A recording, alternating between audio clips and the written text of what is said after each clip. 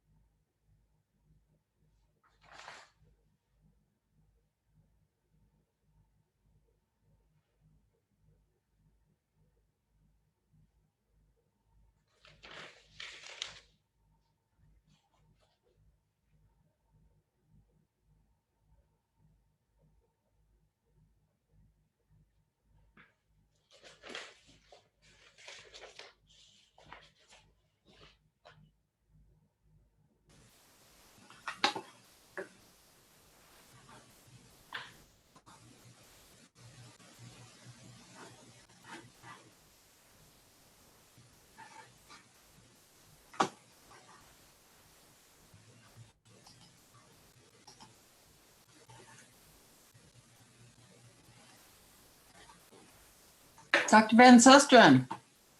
Yes, ma'am. Hi. Hi, nice to meet you. Hi, nice Thanks. to meet you. Yeah. Thanks for having me. Oh, well, thank you so much for graciously coming. I appreciate that. I just wanted to meet To you. have Susan. everybody here. They may be a little bit annoyed with me because I usually don't have a great message, but I usually finish on an upbeat note. But I'm just telling the truth. Oh, that it's not necessarily upbeat? Is that what you mean? You mean climate change? Indeed. Okay. Newsflash, right.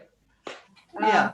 But I hope that people will walk away having understood something, not everything, because obviously, we've got 45 minutes and I do a little sort of a la carte menu thinking hope I'll reach some people with some things.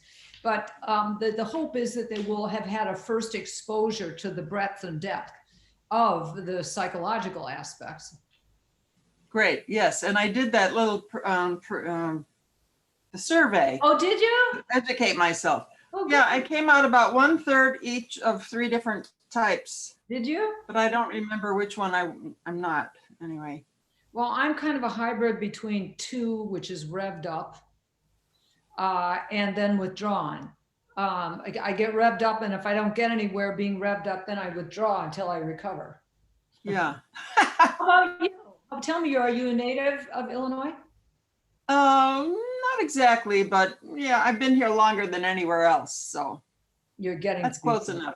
And Yeah. how about you? Are you a West Coaster? Well, no, I'm originally from, I'm in DC now, but I am originally from Wisconsin. And okay. I moved out of the country when I was 19. I was gone for about 11 years and then came back, and I've been in the DC area ever since. Okay, good for you. What part of Wisconsin? Since I have Appleton, Wisconsin, 100 miles. Appleton, okay, very nice. Air Right. show. I Right? love that air show. Oh, at Oshkosh, absolutely. Yes, yes, That's our claim nearby. to fame. That's Yeah. our claim to fame. So what kind of psychiatry do you practice? I do child and adolescent. And I see Louis Really? Krause is here too, and he's also a child and adolescent psychiatrist. Excellent. And yeah, so community psychiatry. I'm not a professor or anything like that. You know what? Illinois Psychiatric Society endorsed a few days ago the call that we have for congressional hearing on the mental health impacts of climate change on young people. Yeah, well, I was one of the people who said, yeah, let's go for that. Thank However, you. I brought it up wondering. Yeah, now there's some kind of a snag with APA that I'm not quite sure what their hang up is, but we'll find out. And I think, You know what? They got so damn many hang-ups. I gotta tell you, it's you can't shake a stick at them. I see that I'm not up here. Is there a problem with my video? I see you. Oh, you do. Okay, good. Good. Yeah, good. All right. yeah. Yeah, You have to go to give gallery view. So you have, again, we've, been trying with the APA forever. I don't know what they're, I mean, it's not like, I don't know. I don't know what their deal is. Who could not be for, well, I don't know. It's like mom and apple pie worried about feelings. I mean, who's against that? Yeah, I was told that I would be told later, but I haven't been told yet, so. Well, what suspense. Right. Yeah, if you are so inclined and they don't forbid you, I'd love to hear. Oh, yeah. Told later why they can't or whether they will. Yes, definitely, definitely. And here's Dr. Mahmoud. Hey, Hassam, how are you? Where are you? How come I can't see you? Oh, go to gallery view. Yeah, You know how to do that. Upper right-hand corner, right? View. Yep, here I am. Let's see, side by side. Standard. Well, here we go. Good. Excellent. Hi. Hi, how are you? Hi, Hassam. Hossam is muted. Okay, I'm going to mute myself. I'm going to go get a beverage and pretend this is cocktail hour, and I'll be back. Yeah. So Lise, I just took the tests. And that you sent us, and I'll tell you, I am 33% a nervous reactor and 33% a revved up reactor. there you go. I'm a hybrid, revved and then withdrawn. Okay, retreating. If I don't get Okay, anywhere with my revved up stuff, then I withdraw until I got stop sulking. I got 25% on Oh, good, yeah, good. And on that retreating reactor.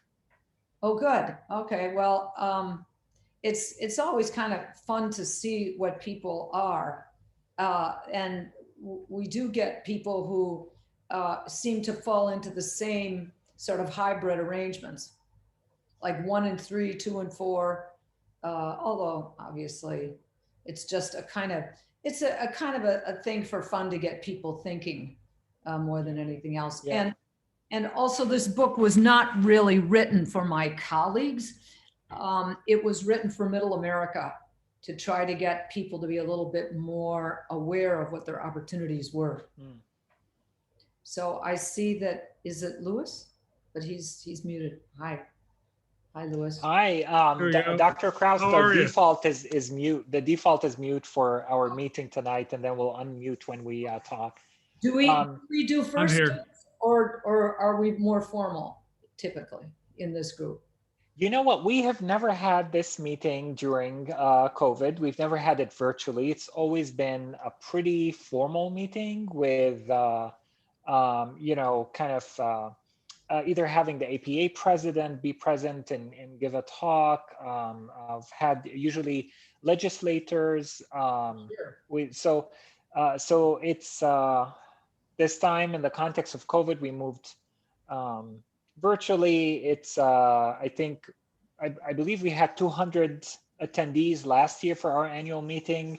I don't know what number we're gonna get to, because usually when you pay for a ticket, you show up. So I don't know if people will show up if they don't pay. And it's, you know, people are exhausted Yeah. at the moment. I won't get into the reasons why. Everybody can furnish his own, but it is kind of hard. It's hard right now to try to Yeah. take on something else. And I fully realize that. So, but I'm glad, so glad to have this opportunity. So pleased that you invited me, Sana. We're so happy to have you. So we should be starting in about 9 minutes. I'm gonna run for a minute and come back. Great. I'll go over my notes here. Okay.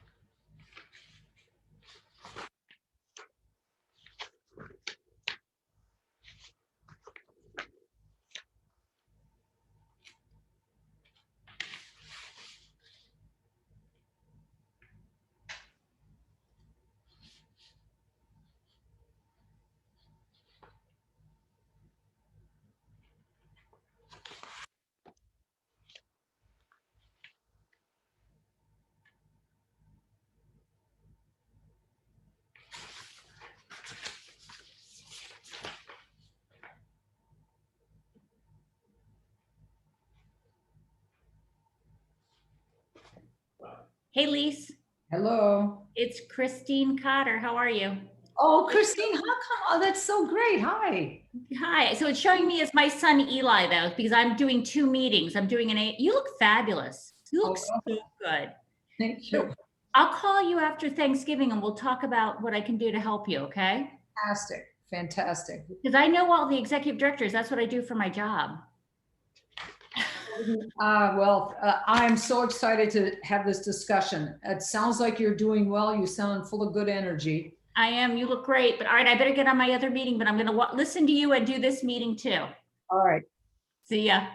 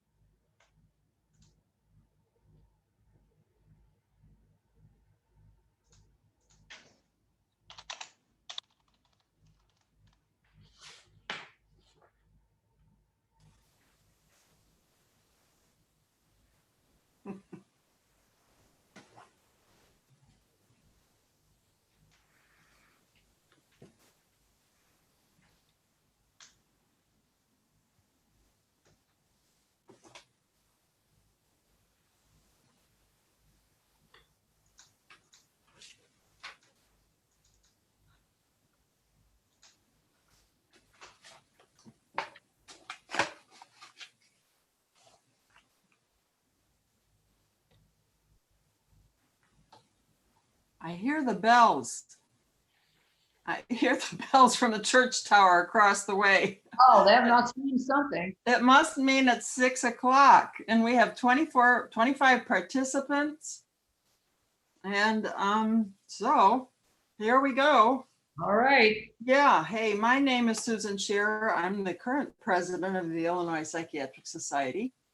I am not a public speaker, professor, or teacher or anything like that. So I'm just going to fumble my way along and do the best I can with your gracious forbearance. So let me say thank you very much for attending and for your attention. This is the moment I've been living for, really. I've never had a moment in the limelight. So here I am in the spotlight. This is so thrilling. You know, psychiatrists never get to shout out, yay, so-and-so didn't kill himself, or so-and-so didn't get suspended from school.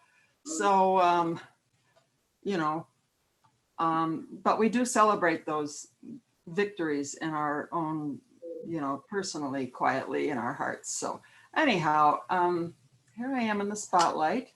Haven't really, anyway, now I want to tell you that we will be seeing our sponsors, and we're very grateful to our 3 sponsors, who are the Janssen Neuroscience Pharmaceuticals, the American Professional Agency Insurance Company, and the Professional Risk Management Company, I think it's Society, who generously sponsored this program for us. So periodically during the course of the evening, you will see a slide that shows their information, and we would appreciate it if you would give that some attention for 30 seconds or so each time that occurs. Now, just to review the events of the past year, I will tell you that what a hell of a year, right? Hello, now I can see all you folks. Thank you for coming. This is marvelous. This is a thrill. Thank you. Okay, so hell of a year, as I was saying. I'm not going to review what all happened. I will tell you that back in 2019, we had decided that we were going to be really smart and avoid snow and ice. And rather than having our annual meeting in January, which we had previously done, we would be really smart and have it in March. So we invited Dr. Van Susteren to come and speak to us March 28th. And we were all set. We were going to be on the 90th or the 100th floor of the Mid-America Club downtown. And we were going to have multiple, educational programs. We were going to have a council meeting. We were going to have a cocktail party.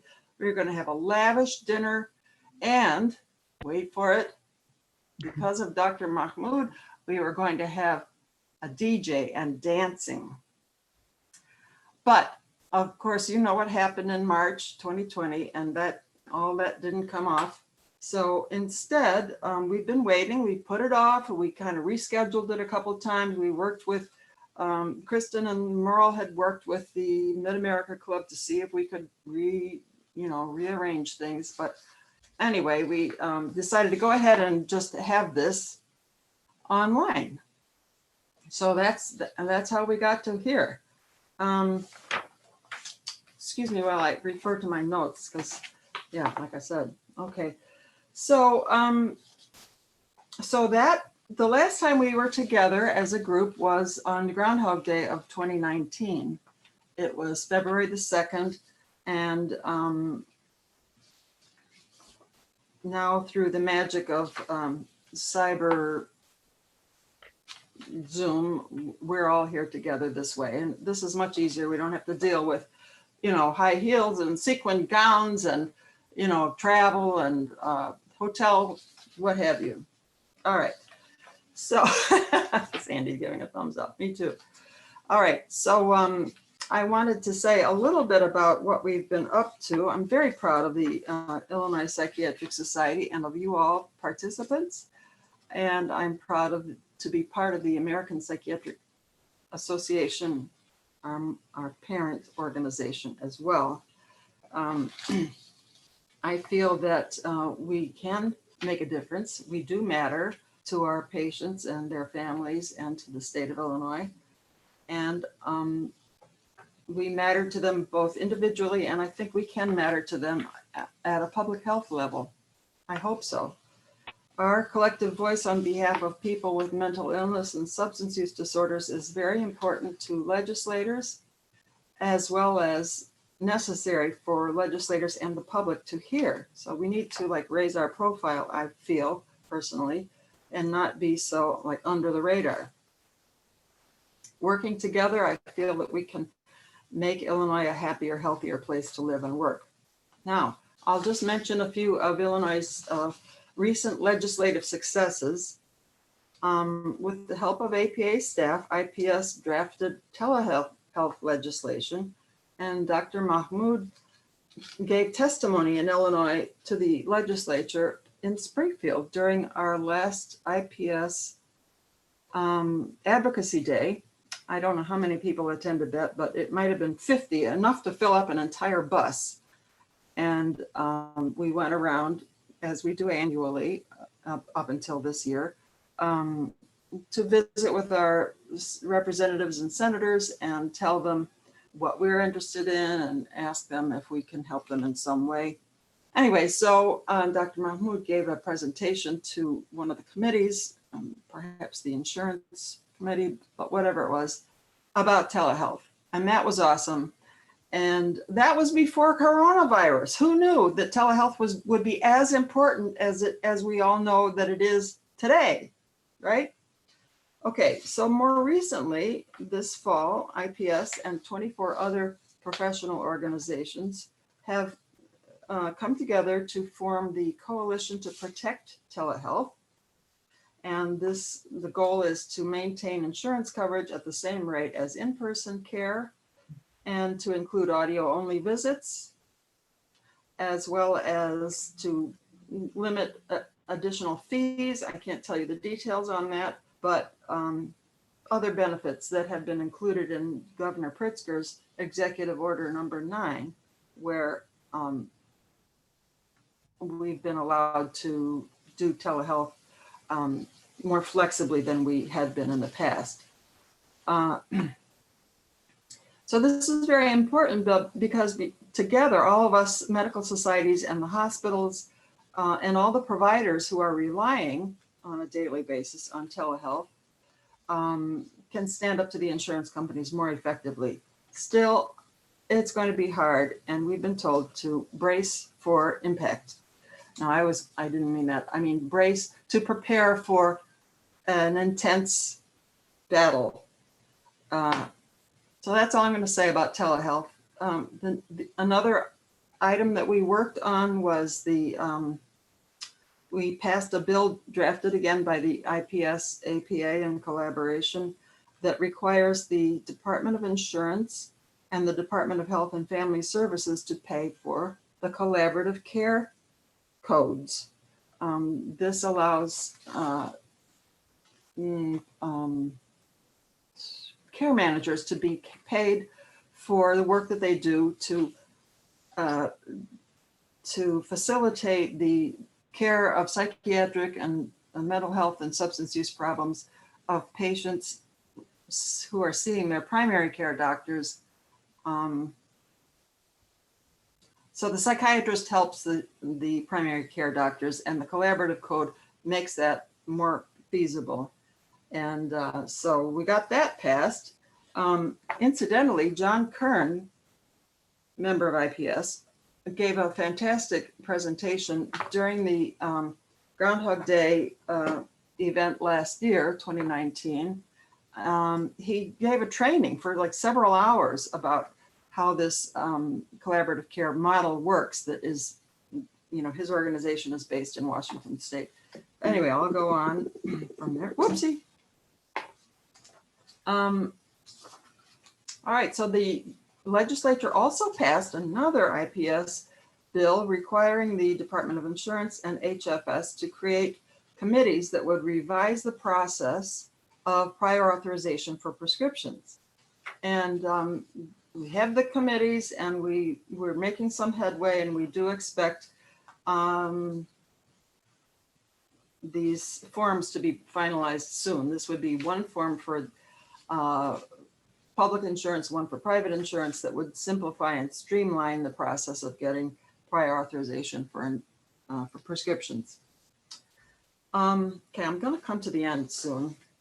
This past winter, I'm going to tell you some alarming news that the prescribing psychologists introduced a bill that would allow them grant them authority to prescribe to kids under 17 and to adults over 65 without the training and education that we believe are essential for safety to do this. The prescribing psychologists also brought a bill to create a separate board within the Illinois Department of Professional Regulation, financial and professional regulation, that would be just for psychologists, for prescribing psychologists, and it would be led by non-prescribing psychologists. And incidentally, we now have 3 prescribing psychologists in Illinois. 2 are new, and 1 is particularly interested in adolescent psychiatry, psychology, whatever it is, prescribing. Another item that the psychologists have raised is that they want to have authority to do assessments of physical and mental disability that would enable people to get guardianship. So these are all state of Illinois matters, and we anticipate that these bills will be reintroduced this coming year, and we need all the help we can get to let our legislators know what we think about that. Okay, so federally, there are also a couple of bills that promote, there's a bill that would redefine psychologists as physicians. That was reduced or brought to submission, tamped down, let's say, but it will probably spring up again. It was nestled among other items.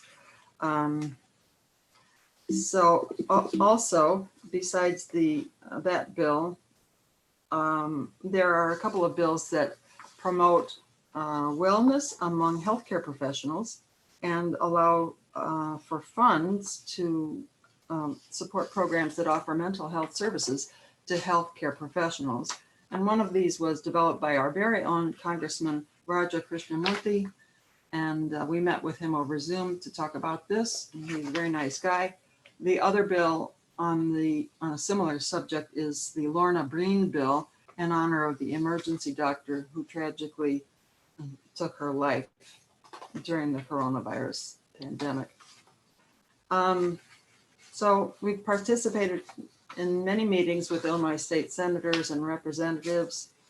And Dr. Ken Bush, who is the head of our Government Affairs Committee and has been active in legislative issues for decades, has made a number of hour-long personal Zoom presentations on the subject of psychosocial impact of coronavirus.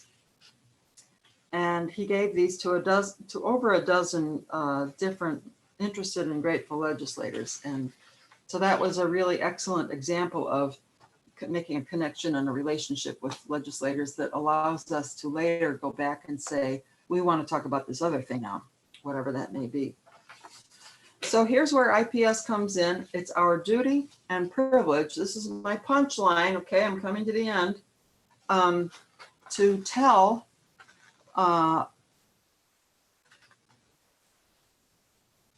the legislators that by granting authority to prescribe for children and senior citizens to psychologists whose training is a small fraction of yours and mine, that they are opening the door to unsafe practice.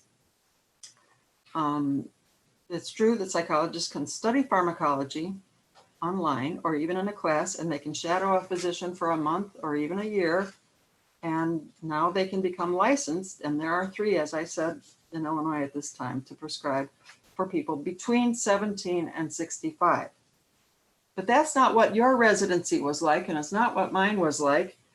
And you, I'm sure, worked with countless patients who had all sorts of conditions like congestive heart failure, cerebral palsy, epilepsy, post-COVID brain syndrome. And that's a lot more than just writing a script for an SSRI for a healthy adult who has anxiety. So we need to let them know how to increase access to quality, safe, evidence-based healthcare, because that's what they want, but they just can't be experts. They can't all be scientists and physicians. And so they rely upon us to inform them. So we're advocating for telehealth services to reach people in rural areas and underserved areas and people who can't travel to the clinics or can't get a babysitter or can't take a day off from work. And insurance companies may not be happy about this, but that's how it is. So we also advocate for collaboration between ourselves and primary doctors to help them care for their patients who have mental illness and substance use disorders. We stretch and extend ourselves as well as we can because there will not be enough psychiatrists anytime soon. Who knows what patients need? Who knows how to design systems of care? You do, we do, and Springfield can't read our minds. So we need to tell them loudly and clearly. And I want to thank you all for being at the leading edge of this process. We have to come up out of our obscurity, out from under the rock, as my kids would say. So now, without further ado, I get to say that, I'm pleased to tell you that the speaker tonight that we so eagerly anticipated back in March has agreed to come today. She is a world-renowned expert in climate change psychiatry. I'm sure that's not the right expression, but Works. That's a good. oh, okay. I'm going to let Dr. Hossam Mahmoud give a better introduction because he's collaborated with her and he knows her better. I hope that some of you have had a chance to do that online survey to, do a little reflection on yourself and how, what kind of reactor you are. All right, so that's it from me. I think we're going to have a commercial. I'm not sure. There it is.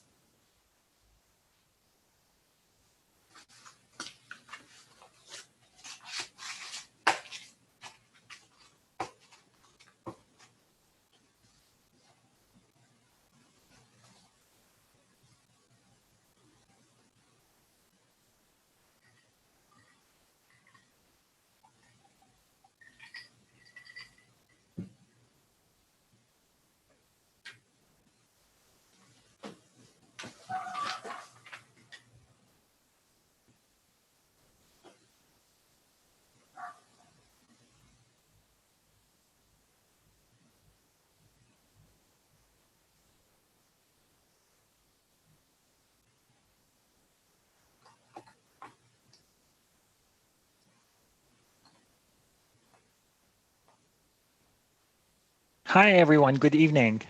My name is Hossam Mahmoud. I'm the immediate past president of the Illinois Psychiatric Society, and I am very excited to be introducing our keynote speaker for tonight, Dr. Lise Van Susteren. I actually been waiting for this for probably about a year since we started having conversations about her joining us for our annual meeting. So I actually met Dr. Van Susteren in San Francisco at the last APA annual meeting that was held in person, which I believe was in San Francisco a year and a half ago. And we co-presented on the mental health of refugees, of asylum seekers, and displaced individuals generally. And really, I was so impressed and humbled by her presentation. And despite my interest, of course, in mental health as a psychiatrist and my interest in climate change, I don't think I had connected the dots as much and learned so much from her presentation. So I'm really happy to be introducing her. I'm just going to speak for another minute. So Dr. Van Susteren is a practicing general and forensic psychiatrist in Washington, D.C. She's an expert on the physical and mental health effects of climate change. In 2011, she co-authored The Psychological Effects of Climate Warming on the United States, Why the U.S. Mental Health System is Not Prepared. She served as clinical professor of psychiatry at Georgetown University, has been a consultant to the executive branch of the U.S. government, profiling world leaders. After receiving her medical degree from the University of Paris, she practiced medicine in West Africa at community health centers and homeless shelters in metropolitan Washington, D.C. In addition to community organizing on climate issues, she has served on the advisory board of the Center for Health and the Global Environment at Harvard. She is currently on the board of Physicians for Social Responsibility, Earth Day Network, and is a co-founder of Climate Psychiatry Alliance, a professional group dedicated to promoting awareness and action on climate for a mental health, from a mental health perspective. She is an expert witness on the psychological damages in the case of Juliana versus the United States, in which 21 youth plaintiffs and climate scientists are suing the federal government for inaction on climate. She's a frequent contributor on television, radio, and in the print media. And in 2006, I did not know that, but in 2006, she saw the Democratic nomination for the US Senate for Maryland. So thank you so much for joining us, and please go ahead. Thank you so much, Dr. Mahmoud. I'm so pleased to be welcomed into the Illinois Psychiatric Society family. It really is a pleasure to be with my colleagues. I talk to a variety of people here and there, but there's nothing like being with your own kind. So I'm very pleased to have been invited to be with you tonight. So let's push on from this, and I will thank the Optimist Daily that made these particular slides. If you did the pre-test, you'll see that you are a little bit more about what your reactor type is.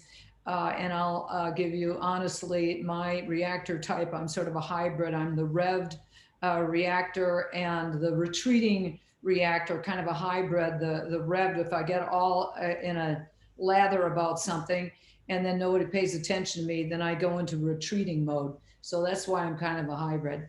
But have fun with it, look at it. It's been very helpful. Actually, I'll say this to you, but one of my kids is kind of the reactor that retreats.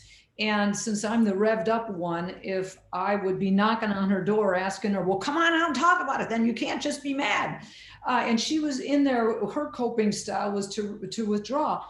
And this really helped me to understand really that we really have such different coping styles. And this is an important factor in understanding our stress and how we try to work it out personally and with other people.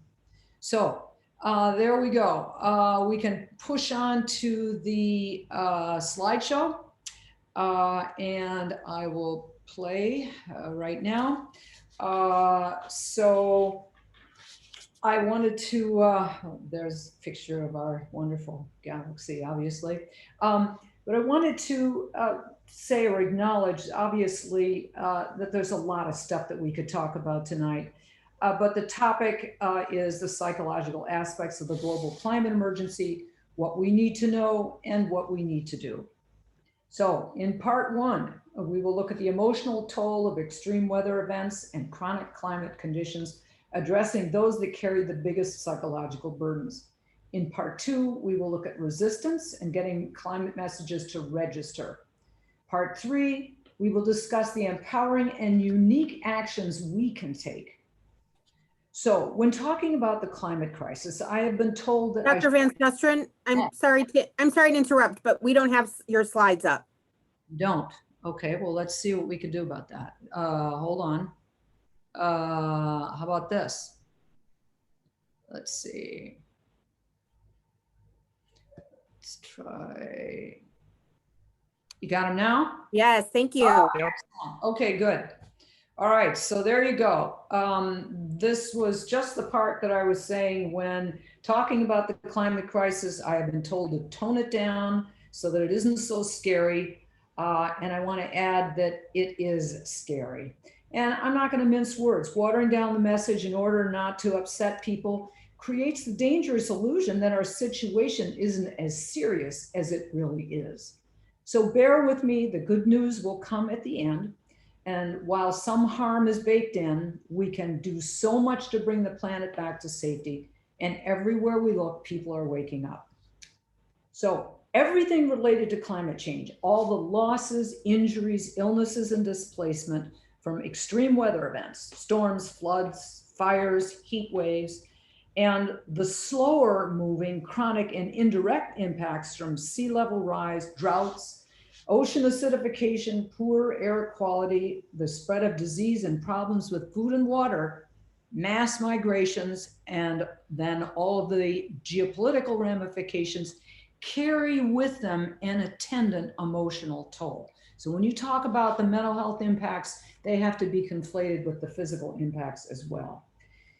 And while the drive to do studies, to collect data is important, we must balance it with the need to connect emotionally, because emotional connection is at the heart of what gets people to change. And as the grip of social and intergenerational injustice tightens and the perils mount by the minute, our success in driving change turns on a defining human capacity, our ability to stir empathy. To that end, when the place you call home is burned down, blown away, dried up, flooded, when you lose your possessions, maybe your pets, your livelihood, your community, you see injuries, illness, and death, the mix of fear, anger, sorrow, and trauma can easily drive a person to the breaking point. Mental health professionals are seeing a full range of psychiatric disorders, PTSD, major depression, generalized anxiety disorders, a rise in the abuse of drugs and alcohol, domestic violence, including child abuse. Global warming is driving the increasing frequency and intensity of extreme weather events. They have doubled since the early 1990s. Records are being shattered. In the US, these last months, we have seen horrific wildfires, onslaughts of hurricanes, floods, blisteringly hot temperatures, and of course, the pandemic linked to climate disruption. Let's look at a snapshot of the impacts in Illinois. In summer, you've been having searingly hot temperatures. In the last decades, the average annual precipitation has increased by as much as 10%. Storms have become more frequent and more intense, bringing record flooding. Lake Michigan is seeing its highest water level, while agricultural output recently is down. You can't plant a corn crop on a field that has become a lake. Lots of economic losses, but it's not only dollars and cents, it's the human suffering. Some of us are lucky enough to be protected by our wealth and status, or at a distance we are from the world's climate disasters. But we're not potted plants sitting here. In empathic identification with the victims, it's painful seeing people drowned, burned, flooded, starved, right? So starting with the psychological impacts for which we have numbers. Temperature, rainfall, and aggression. For each standard deviation of increased temperature and change in rainfall, we can expect a 4% increase in conflict between individuals and a 14% increase in conflict between groups. These findings are valid for all ethnicities all across every region in the world. An increase in assaults, murders, and suicides as temperatures go up and rainfall changes should come as no surprise. In a specific study in the US and Mexico, an increase in heat has been shown to increase the incidence of suicide. If you know someone struggling with infertility, consider this: a link between higher temperatures and infertility. Over the last 4 decades, sperm counts in Americans, Australian, and European men have fallen by more than 50%. Infertility is, of course, a complex situation. Toxic conditions, especially endocrine disruptors, contribute to it. They cause a kind of infertility referred to as environmental castration.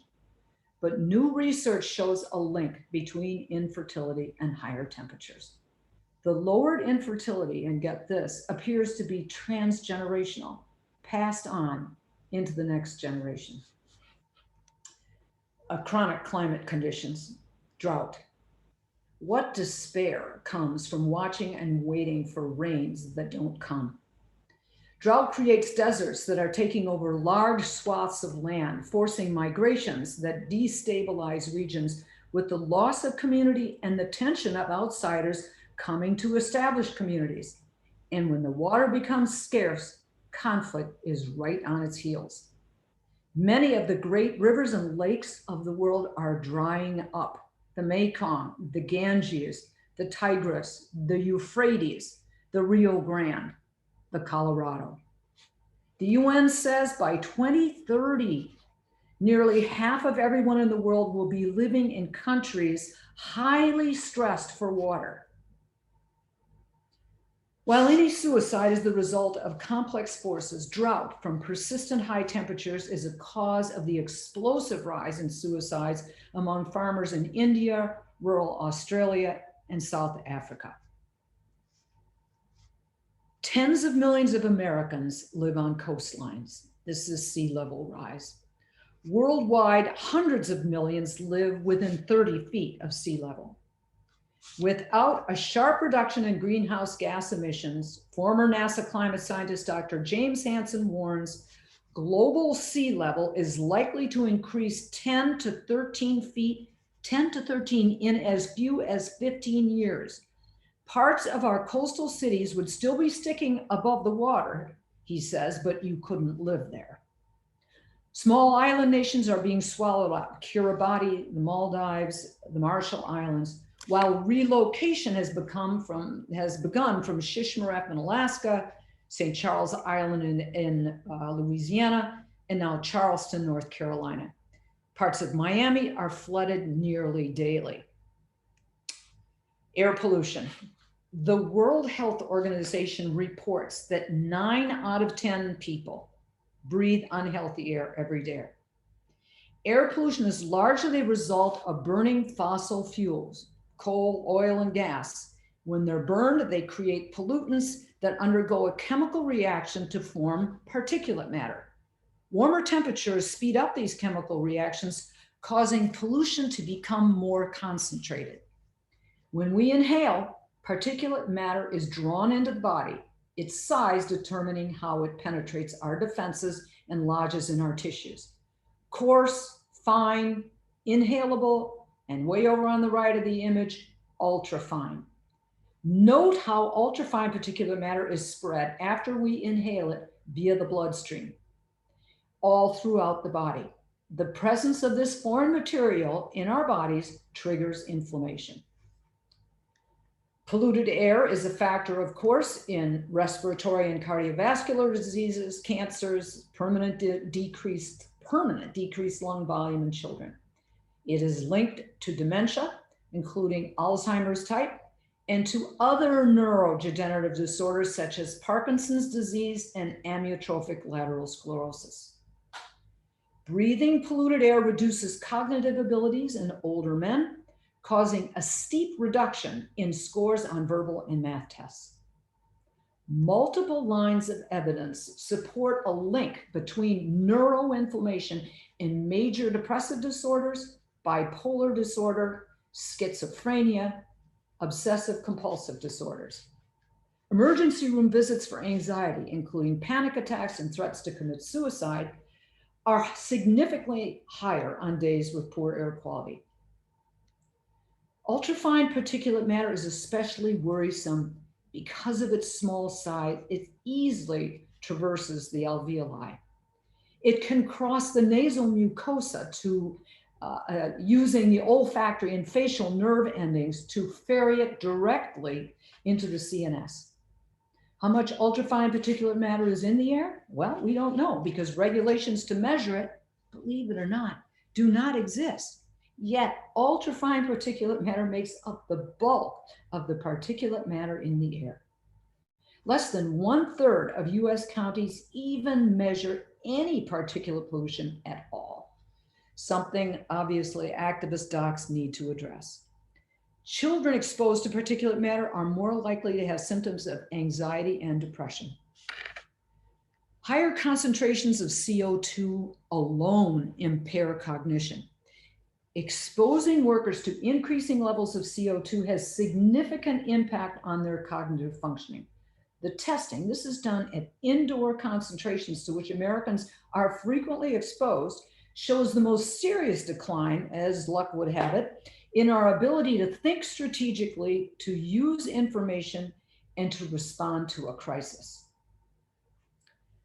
Vector-borne infectious diseases, mosquitoes, ticks, fleas, flies, rats, mice, home to viruses, bacteria, and protozoa. Abnormal climate conditions, including warmer winters, prevent the vectors from getting killed off, increasing the incidence and range of disease. The number of vector-borne illnesses has more than tripled since 2004 in the US, with CDC officials in 2018 reporting that the US, newsflash, is not prepared to handle the increased burden. Okay, so here are the big five as I've characterized them. And then of course, the newcomer at the time, Zika. And as a parenthetical, long dormant disease-causing viruses and bacteria have been frozen in the ice for thousands of years, and they are now being released as higher temperatures melt the ice. Our immune systems have not been exposed, so our vulnerability is high. All right, the elephant in the room. Small potatoes, right? Compared to what we are seeing today. So how is climate change leading to human vulnerability to pandemics? Two main reasons. One is that climate change is dramatically altering habitats, upending the stabilizing effects of ecosystems and displacing wildlife. Among the many consequences, these increasing and new exposures of pathogens are rising, and our connection or contact with them, of course, humans, has risen as well. So, and secondly, our ability to fight viral infections can be enhanced when we're febrile, up to a certain point, of course. But with higher ambient temperatures from climate change, viruses have more opportunities to adapt, and we know how fast they mutate. Our fevers will be less effective at fighting infection. Ecosystems disrupted.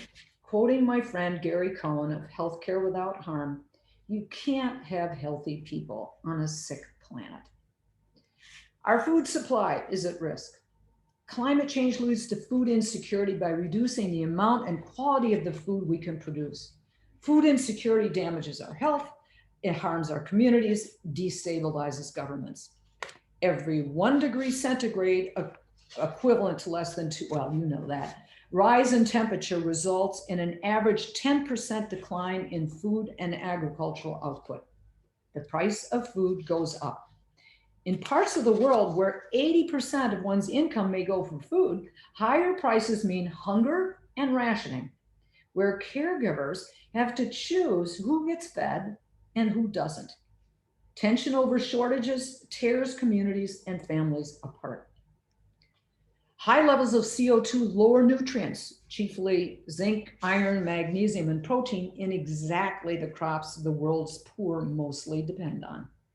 These micronutrient deficiencies are linked to cognitive disorders, depression, behavioral disorders, and mental illness, and a host of other physical illnesses and conditions and deaths. Higher temperatures contribute to the formation of algal blooms. I'm going to pass on ocean acidification. We can talk about that if it comes up in a question, but just in the interest of time. Algal blooms, that's the blue-green algae cyanobacteria that produce the neurotoxin BMAA, beta-methylaminoalanine, that enters our food chain. Although the findings have been questioned for Alzheimer's recently, the brain tissue of humans exposed to this neurotoxin shows some of the same changes that are seen in dementia. In amyotrophic lateral sclerosis, which is very much on the rise, and Parkinson's. BMAA, sit down for this one, is found in commercially marketed seafood. This harmful blue-green swamp of bacteria is increasing in frequency and intensity, prompting the CDC now to encourage states to track the health impacts. Biodiversity loss. In the last 50 years, wildlife numbers have plummeted by nearly half. In our fight for the climate, it has been said that we should think of people, not polar bears. A legitimate reminder that privileged groups overlook the environmental injustices affecting people in places where socioeconomic challenges impede the ability to be heard. But animals are central to our existence for many reasons, including supporting the intricate relationships of natural life critical to our survival, but also to our emotional well-being. We know that our special bond with pets has enormous psychological benefits, lowering anxiety, sensitivity to pain, aggression, our blood pressure, and heart rate, boosting the immune system, improving learning, empathy, social confidence. Oxytocin, which is released when we touch our pets, fostering trust, generosity, and perhaps altruism. Very much something studied now between animals and people. As we contemplate, or better yet, experience the majesty of wildlife, the complexity, the beauty, might we reasonably assume those same effects? Green space provides the same physical and psychological benefits that having pets does. We risk profound personal and psychosocial damage as we destroy or damage and stray from the ecosystems that we were evolved to share with other species. Extinction rates are 1,000 times higher than the base rate. It may be 30%, but up to 50% of species, 50% may be headed towards extinction by mid-century. Thanks to former Vice President Al Gore for this slide. Some of humanity's most troubling health problems could become treatable by studying our animal relatives.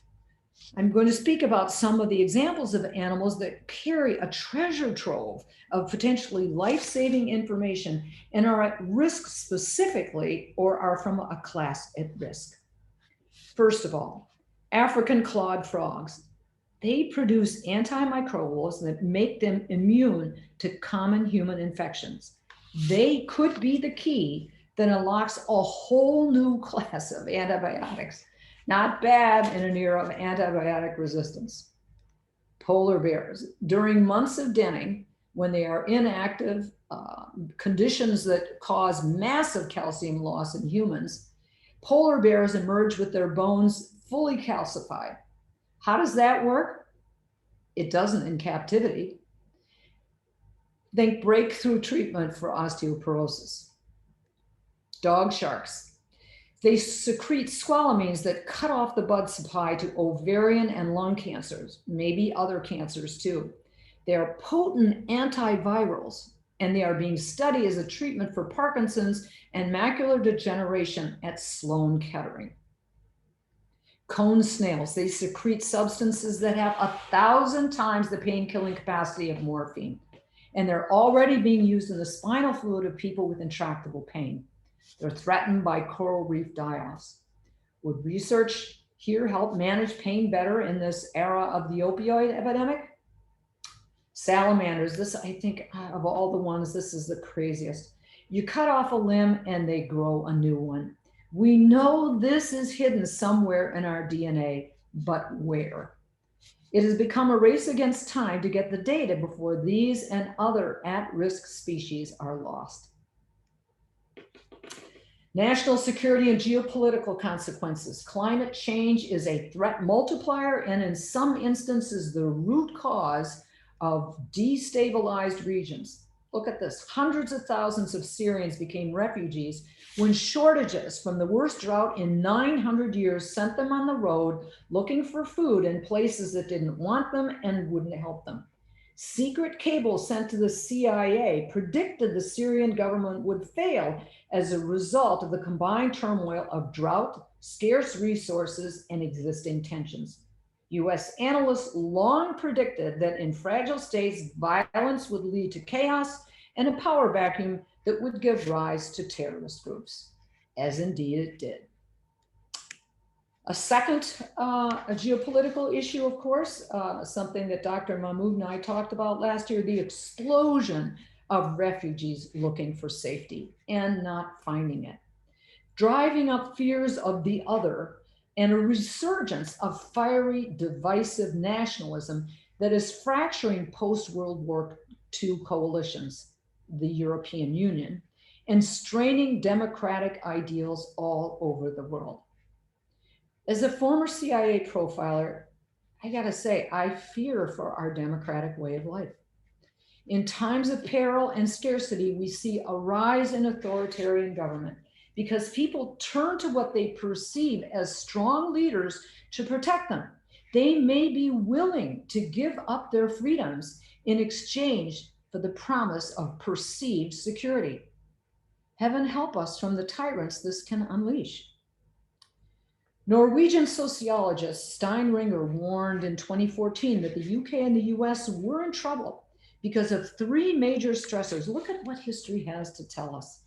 That he identified as common to the fall of the ancient Athenian democracy. And that is number one, the gap between the haves and the have-nots, bigger now in the US than it has ever been. Corruption, by that money in exchange for policy. Do we need to address that? And number three, complacency. We had a good turnout this time, but typically it's a slog. So shall we say also climate complacency? When the lights went out in Athens, he said, it was 2,000 years again before constitutional democracy again emerged.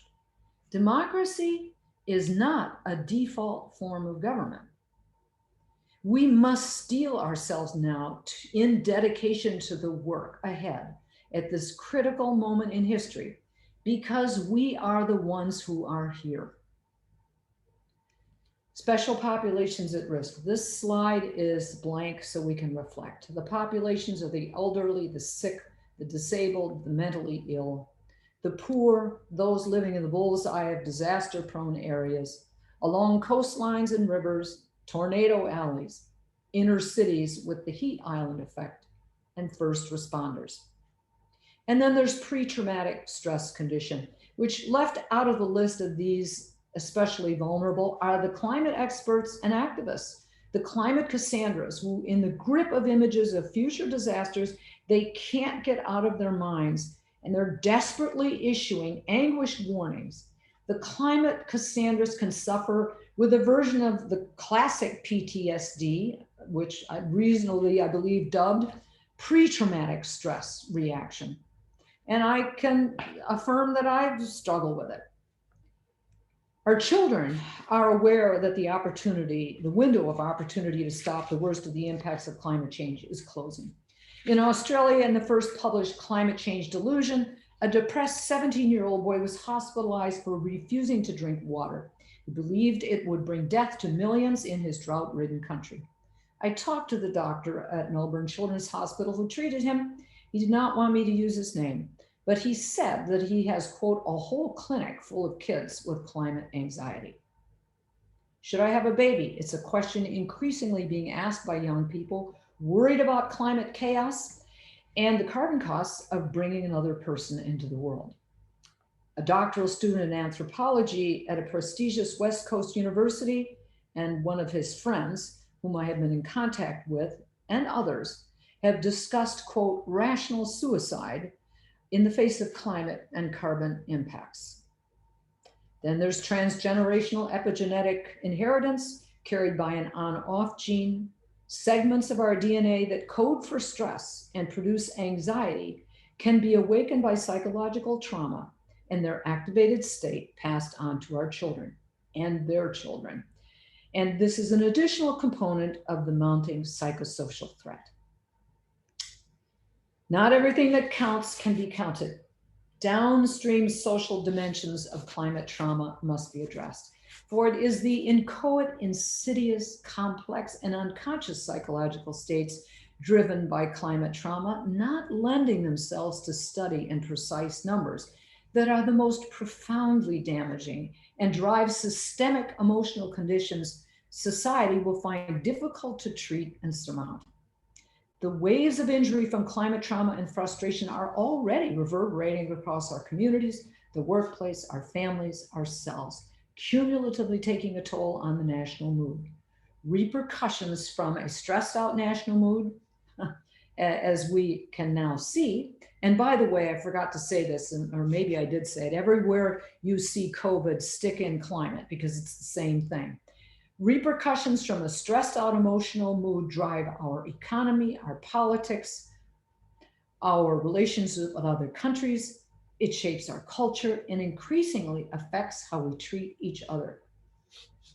The rise of an anxious world. We know that we can be anxious and not know why.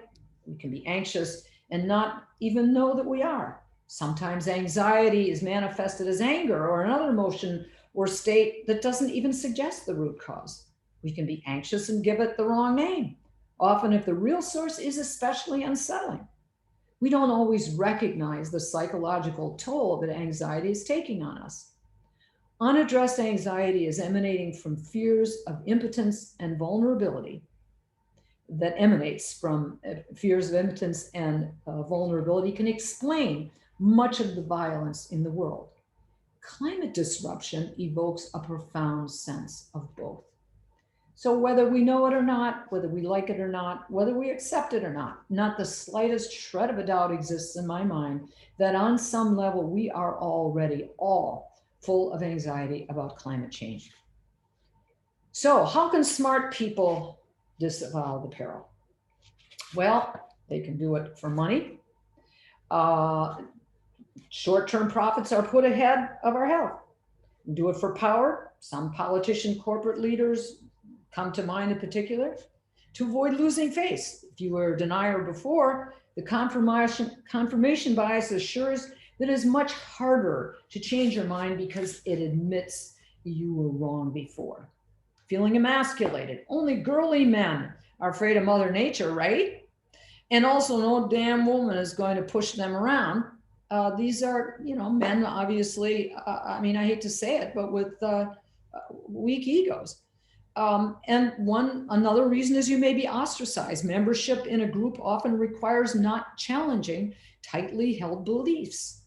Losing a feeling of security, feeling the center cannot hold, to quote Yeats. The possibility that God could or physics would cause the world to fall apart is just too overwhelming. But there are deeper issues too. Climate change is a Pandora's box of dark thoughts. We'll get to some positive at the end, but bear with me. We are transient beings here, subject to the laws of physics. In the grand scheme of things, impermanent, vulnerable, not the masters of the universe we would like to think. As conditions worsen inexorably, evoking awful images of the future, including that civilization may not survive, the narrative of the climate crisis is a metaphor for our own aging, death, and insignificance. We may strive to keep our personal existential anxiety at bay, by denying, disavowing, or distancing ourselves from the triggering metaphor, which is climate change. Aggression. Failing to confront the climate crisis when we know how much future generations are going to suffer does have an explanation. It is aggression. Passive, active, conscious, unconscious, whatever. Boil out the qualifiers and you got the same thing, aggression. How do we explain it? Is that revenge? Is it the ultimate narcissistic blow to be dead when they are alive? Dependency issues, waiting for the magic parent, technology, some genius, an impressive leader to come up with solutions that, as in an old cowboy movie, get there just in time. The Deus Ex Machina scenario that just isn't on the horizon. Then there's entitlement. The well-off members, this one's tough, of society sometimes rail at financial entitlements given to those on the lower end of the socioeconomic totem pole. The entitlement that is the most unjust is the one rarely mentioned, leading a high carbon lifestyle. 10% of the world's richest emit 50% of the world's greenhouse gases. What does social psychology tells it? Well, here's the bystander effect.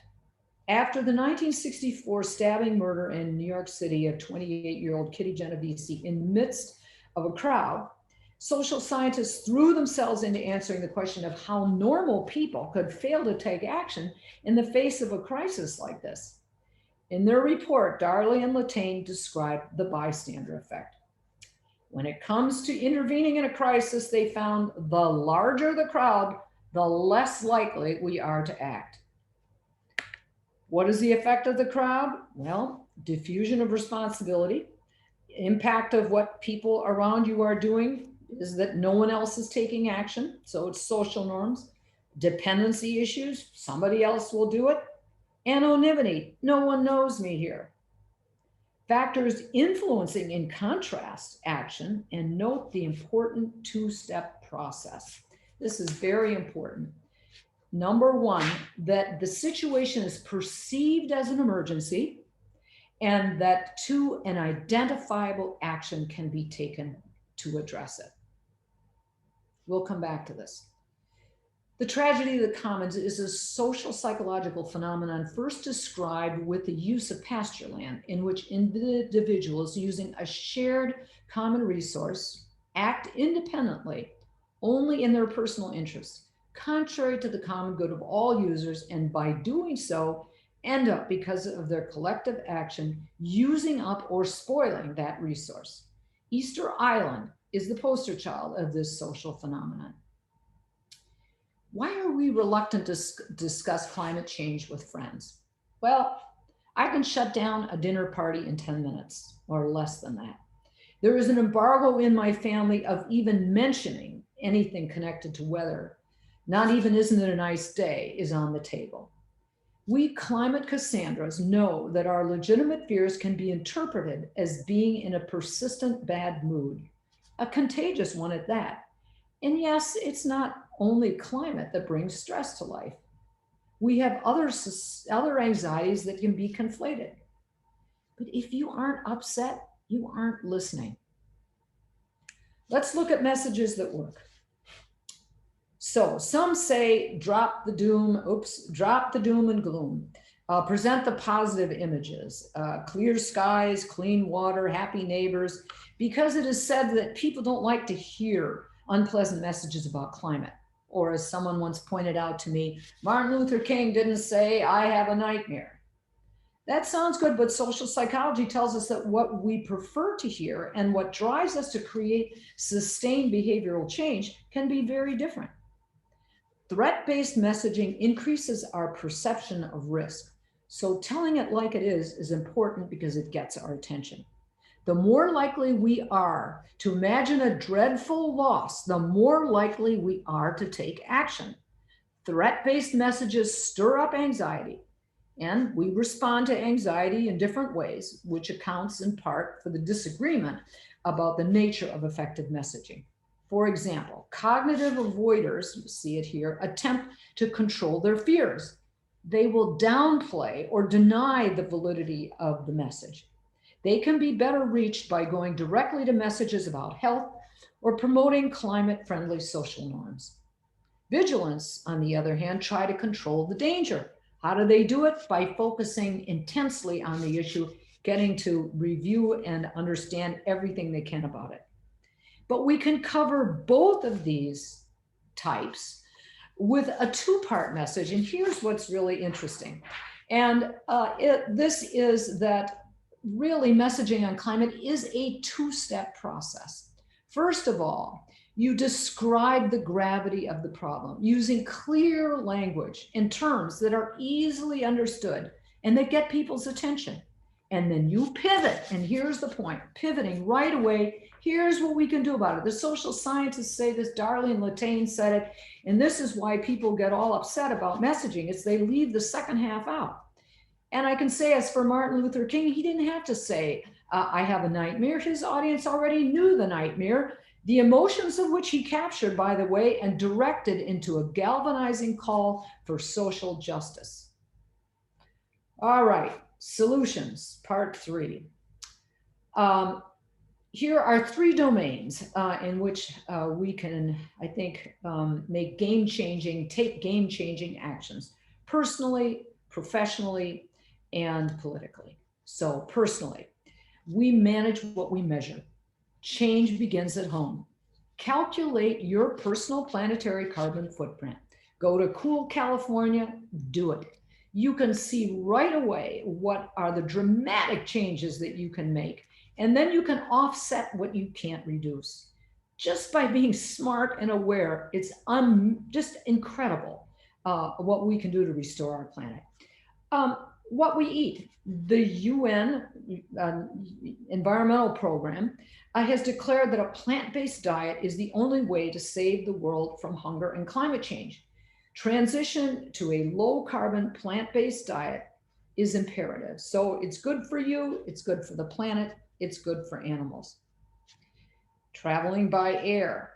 It brings tremendous carbon costs. This is often our highest source of emissions because it's by the pound, and whatever is on the plane counts. People will often say, well, the plane was going anyway, but your 100 and whatever pounds adds to those carbon emissions. So when you must fly, offset the carbon emissions. Tree planting restores the planet. There are plenty of places that you can go. I got this at Terra Pass. It was actually Dr. Mahmoud, I think when we were in San Francisco, when I encountered also, where was San Diego? This is San Diego. All right, San Diego.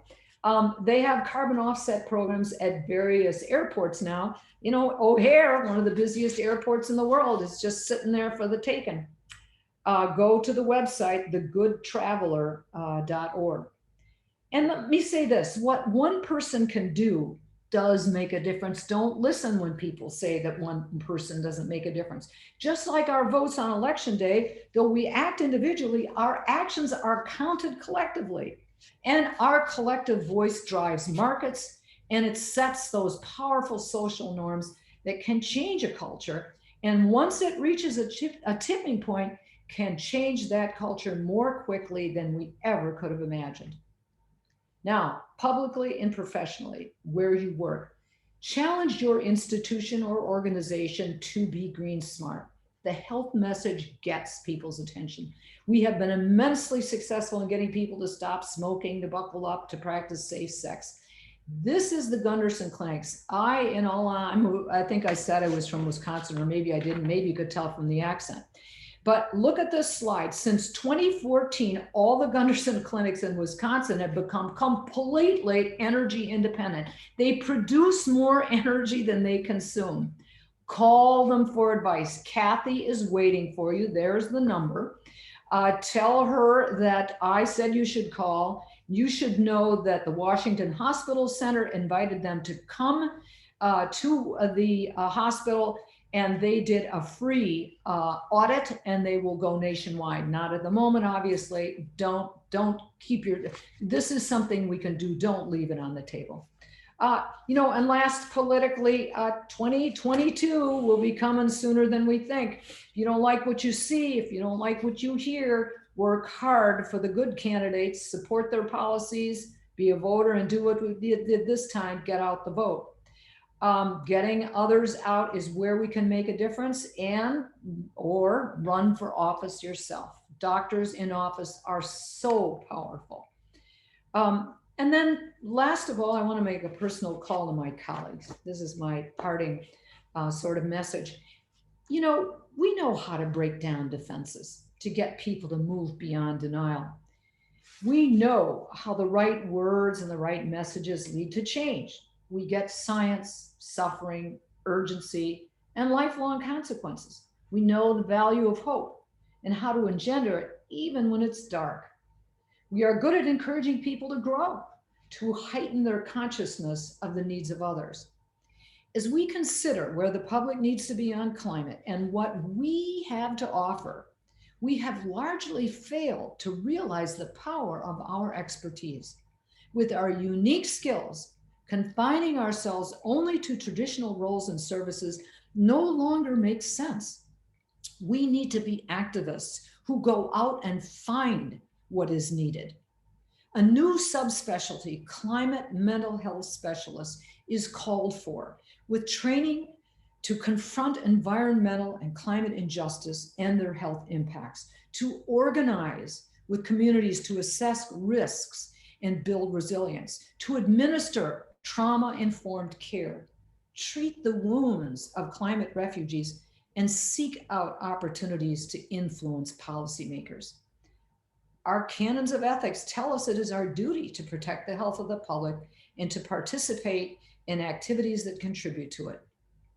More of our colleagues every day are seeing the handwriting on the wall, and they are joining the ranks of activists. I hope that you'll consider joining the Climate Psychiatry Alliance so that we could work together, or if not, the Citizens Climate Lobby or Physicians for Social Responsibility, because you're needed. And one last word that I'll just put in because I can't resist. Do you know, and this is a comment to underscore, that the only thing standing in the way of change is our will to do it, and we can change that. That enough solar energy reaches Earth every hour to fill all the Earth's energy needs for a year. That globally, wind could supply worldwide electricity consumption 40 times over. We can change the world, but we have to be together, we have to be smart, and we have to hurry. Thank you. So please, if you have any questions, complaints, comments, I welcome them all. And if you got some of the data, like that fertility thing, I got those links. You don't have to believe me. I got them for you. I want to know more about the Climate Psychiatry Alliance. Thank you. I have something that I can send out, and I will send out to you. I'm remiss in not having gotten it to you earlier. Thank you for asking that. The Climate Psychiatry Alliance actually was inspired by the Climate Psychology Alliance in the UK. And a couple of psychiatrists started noticing each other in various places, and the alchemy of our involvement led now to what is the Climate Psychiatry Alliance. I think we have 400 or so members. We have a steering committee of about 8 to 10 people. And we've been giving talks, certainly at the APA, but places like this, wherever anybody will listen. You know, we feel very proud of the work that we've done, but we are so eager to welcome our colleagues to join us, because there is so much more that we can do to educate people. We want to reach out to the legislatures with slideshows that are calibrated just for your state to show legislatures and this is just one of many different presentations that we have so that people can better understand what greenhouse gases are. Not everybody does. And we would so love to welcome you in, train you if you feel like you need it, or you bring what you know to us, expand the message. We really are at the core of what our culture, our society needs. We're the behavior change specialists. But I will get that page out to you.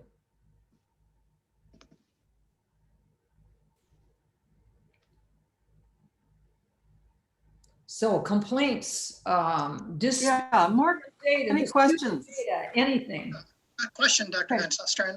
Hi, my name's Chandan. I'm the Early Care Psychiatry representative for IPS. I know EPA as a national organization has a resource document that was put about climate change and mental health. But do you know if EPA as an organization, either nationally or any of the district branches, actually have like a climate change plan that talks about structural things like divesting from fossil fuel organizations, or how to make the annual meeting like more climate neutral, or like what they're going to do like financially? Okay, so first of all, the answer is no. But as we often do in Climate Psychiatry Alliance and our sister organization, Climate Psychology Alliance, the reason I'm looking over to the right is my gallery is over to the right. So don't think that I'm not, whatever, we'll leave it there for now. But what we do in those organizations, I'm wondering if you and I might be able to talk, and anybody else who would like to talk. This needs to be drawn up. We've got the material, we just need to aggregate it. Would you be willing to join in that effort? And again, Yeah. as much as or as little as you can, we would just be so thrilled to bring you in on it, and anybody else who wants to help. It's all work that needs to be done, that is crying out to be done. And if you're willing, I'll find you. If you say, I'll email you. okay, excellent, good. Thank you. This is one thing that I've been talking about within our group, but because, we're all practicing physicians too. And I know how hard it is to do all this work and keep up our practice, but we need to reach out to every single state psychiatric society and propose talks like this, or maybe one that's different, whatever they will allow us to do, and to alert our colleagues to how important they are. And to work like this, shaping messages for particular states, regions, issues, etc. So this is all. Thank you. I'm glad you brought that up. We've got a couple of questions in the chat here, including, can you talk about your experience practicing psychiatry in West Africa? Oh, thank you for asking. I was actually just a newly minted doctor. I was not yet a psychiatrist. I hadn't done my residency yet, but I went to school at the University of Paris, and many of my teachers would go to West Africa to teach, and they would do a course there. And that's kind of how I heard about it. And I wasn't ready to come back to the States at the time, and I thought it would be an adventure. And it was. And I learned an awful lot about a culture very, very different from ours. One of the things that comes to mind is the natural sharing process that I sometimes refer to as generosity. And it was just the natural sharing process. And they would invite me to eat with them often when there were really kind of meager, what they had was a bit meager. And I would say, oh, no. You keep it for yourself or something like that. And they said, oh, we have an expression here. If there's enough for one, there's enough for two. And I will never forget that feeling of being welcomed as a part of a community, and the dignity with which they treated each other, and particularly was how they treated the elderly. And I once commented, I said to one of the other doctors, I said, it's so amazing how I've never, in all the time I've been here, ever seen a person show impatience with an elder. And the person, he said to me, oh, we'd never be impatient with an elderly person. We know they're very close to the ancestors, and they will speak on our behalf to the ancestors so that we have good fortune. And Togo is different from some of the other West African countries, so I will say this is characteristic of Togo. But the entire country was imbued with a sense of a peaceful community of individuals helping each other. And what a wonderful experience it was. I can imagine. I spent some time in Liberia and Nigeria. Okay, well, I hope I answered a little bit. It was obviously there were lots of things that were hard to take, but there were so many unbelievably inspiring and still are inspiring memories. Yeah. So Dr. Hazare has said, thank you for speaking on this important topic, so relevant to all the global climate changes. We discuss the environmental impact, but we do not consider the emotional aspect. So thank you for drawing attention to the impact on humans. That's from Dr. Emmeline Hazare. Thank you for saying that. Yeah, and Lisa, I'm not sure Lisa who, asks if it'll be available on, to be reviewed again, and it has been recorded. I'm not quite sure what the arrangements will be. Nick Raju. Go on my website, and they're either talks or I'm not sure that they're all up there, but I will soon have this one up there. You can take whatever material you want. Thank you. Thank you. That's say this, that be careful. Some of the slides, I tried to get permission here. You can see photographer unknown. Some of the slides, since it's never for commercial use for me, I've used them, you know, very liberally and never had any problem. But just know that some of these slides were ones that I got from the internet, from Google Images. But feel free to take anything. Thank you. That is very generous and kind. Nick Raju, PGI2, says, thank you for the presentation. How would you advise raising awareness of climate change's effect on mental health with our patients, especially those who do not believe in climate change? Thank you. And our friends. All right, so I got a couple. First, to answer the ones, you've got to be careful.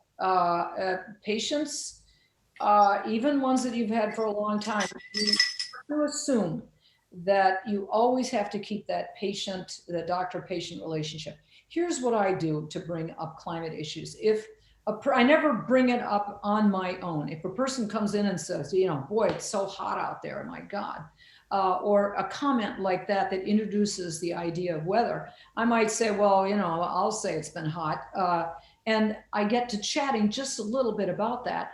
And then I might say, do you ever have any concerns about the weather lately? I won't say climate change. What I will do is artfully, I hope, as we do as therapists, we get into the topic. We don't, you know, anything that we know might be touchy, we go in, we tread, you know, with light feet. And that's what I do, especially if I'm thinking that someone is likely to believe or recognizes the science. If a person doesn't believe in, well, first of all, they probably wouldn't come into my practice because everybody sniffs around these days and they know who I am. But generally what I have found, if a person doesn't believe is skeptical, doesn't believe in climate science, the first thing I tell myself, because I get agitated because I think of all the people that are being hurt, is that it usually means that they are defending against the fear. And I remember all of these defenses, you know, okay, if it's people denying it for money, okay, so they're greedy, you can explain some of this away. Some people, you know, might be members of a group and they feel somewhat timid, and they're not gonna confront the leaders about, like, let's say, and I'll say this easily because I have now begun organizing in faith-based communities, including with the evangelical community. And I did not realize how many evangelicals and my friends in the Evangelical Environmental Network, oh man, they're working so hard on climate issues. So what you can do is you talk about stewardship. If you want to talk about nature and preserving our planet. And in in doctrine in all religions is the idea that we would present a planet, a world that is in at least as good shape as the one that we receive. So you can talk about stewardship and how important it is to preserve God's bounty if it's a religious leader. Let's say it's someone else who's just intransigent. Understanding sometimes people want to provoke. Sometimes it's just too scary to think that the world would fall apart, or some other defense, but their denial really, when I think of it as a defense, enables me to work around. And sometimes I've said, kind of a little bit of a snotty way, I have to admit, that I'll just say, well, I understand how scary it can be. That's what I'll say. I understand how scary it can be, and I'll leave it at that. I can't bite my tongue, but I'm not going to engage with them, because they try to bring up the data, they just become more entrenched. But there are other tactics too, talking about their values and what interests them and making friends with them that way. I mean, it's like a patient that's difficult. Yeah, yeah. All the tactics, that's why we're so good and so needed. We're so good at this. So I understand that bringing the when that comes up and arguing it, but I guess my question is, should we be incorporating this into our interviews, asking that in a way that would allow a patient to express their views, and if so, then addressing it, because I'm not going to be addressing it and be giving any views from my perspective unless it's an issue for the patient. So do you recommend incorporating that into our H&P's evaluations? And if so, how? You guys are so good. Okay, Andrew, now I'm writing your name down too. So I put something together which is meant to be a little bit of a survey. And I have people take it before they meet me, and it goes, all of their concerns that they should check off a bunch of stuff. And they have the opportunity, climate change is embedded in a list of different issues, so they don't have to take offense. They can just say no. But you are absolutely right. And I used to get a lot of pushback from my colleagues when I would say, of course we need to bring it up in some manner, because especially with young people, sometimes it's so big they don't want to talk about it.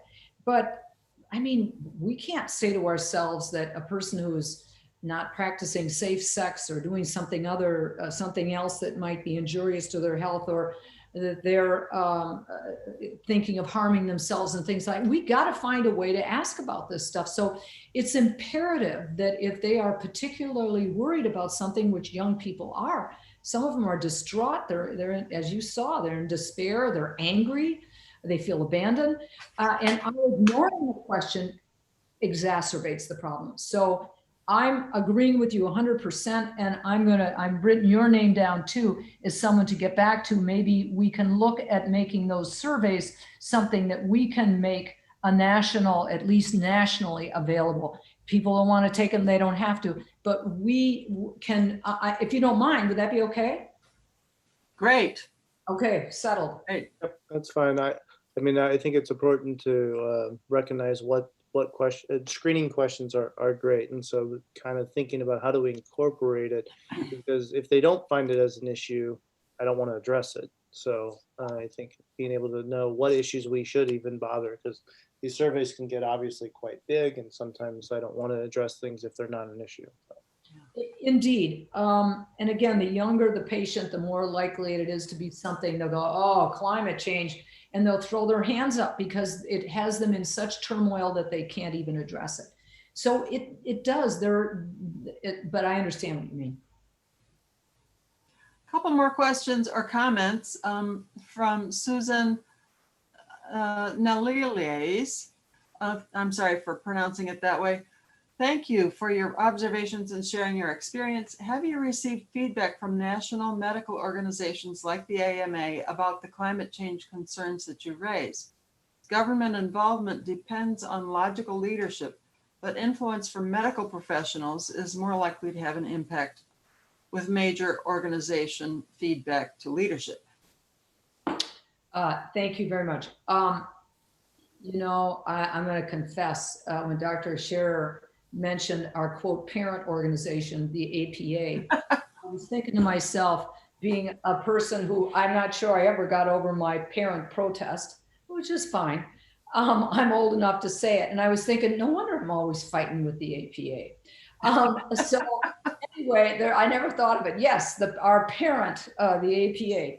So we've worked hard with the APA, and by we, I mean many people in our Climate Psychiatry Alliance, and before we even formed, I invited them to a conference in 2009, couldn't get them to go. I got the American Psychological Association to go, but they turned me down. And we've been knocking on their door for a long time. So we're making inroads, but it's sort of like crawling up the sheer face of a cliff.